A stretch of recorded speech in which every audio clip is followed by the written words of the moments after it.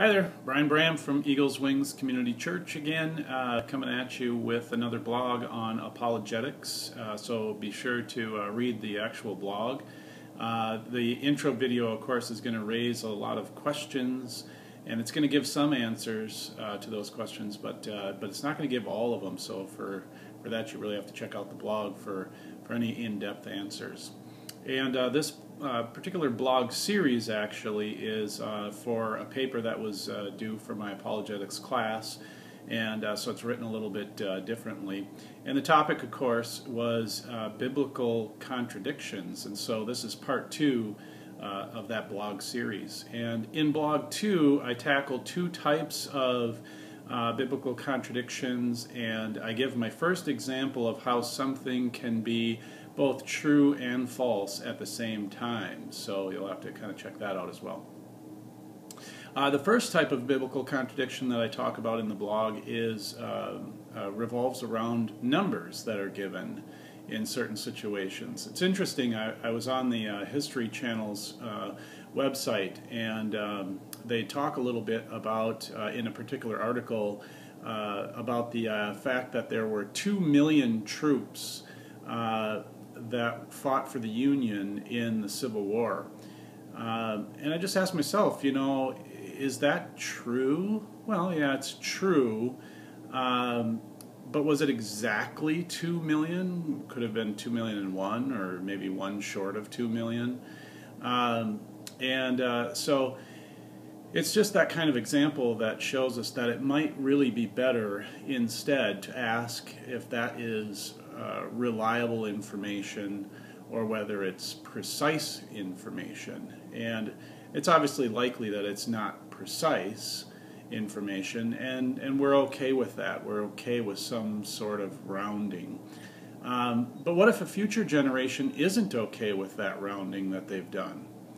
Too bad, right? We're not writing for them. We're writing for our own generation. And so neither were, ancient historians writing for our generation.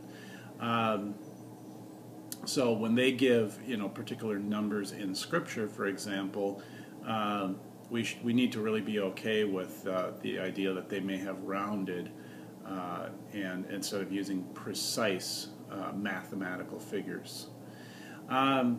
Another thing that I talk about in this particular blog is quotes and paraphrases, and whether those are contradictory or not, just in general. And I think I may give an example or two. But in our everyday lives, we allow for a small amount of paraphrasing, and then we still allow others to say that they've represented us accurately, so long as they haven't just utterly changed the meaning of what we've said. If they have paraphrased in a certain way as to remain trustworthy, an accurate representation of what we have said, rather than a direct quote. So somehow, it's funny how when people often then turn to the Bible, all of a sudden they don't accept anything short of precision if Scripture is, sort of quoting something, if something in the New Testament is quoting something from the Old Testament, for example, and maybe paraphrases rather than gives an exact quote. I don't really know why we do this when we turn to Scripture, why all of a sudden it has to be precise rather than trustworthy when it doesn't operate that way in our everyday lives. So even the most devout inerrantists, like a D.A. Carson, for example, allows for paraphrasing.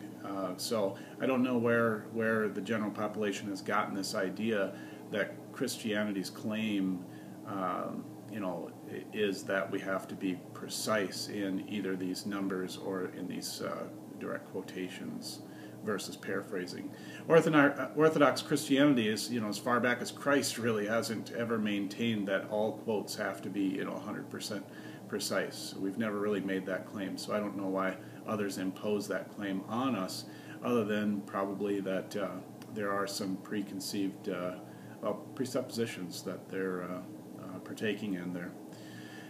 So to require, precise preciseness in either of these two examples, I would say, would be to impose a standard on Scripture that isn't imposed on other historical works.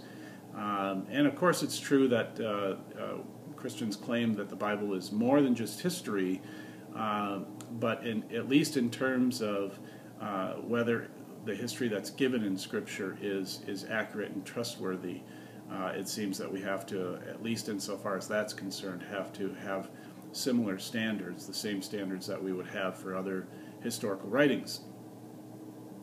So in Blog 2, I also developed my expansion of the term genre. I'm not going to give too much of that away in the video here, but my idea is that communication as genre and thinking about genre in that way may help some to see different types of contradiction and where those contradictions are devastating and where those contradictions still allow for trustworthiness. But for that, you'll have to check out the blog to see exactly what do I mean by an expansion of the term genre. Blessings to you.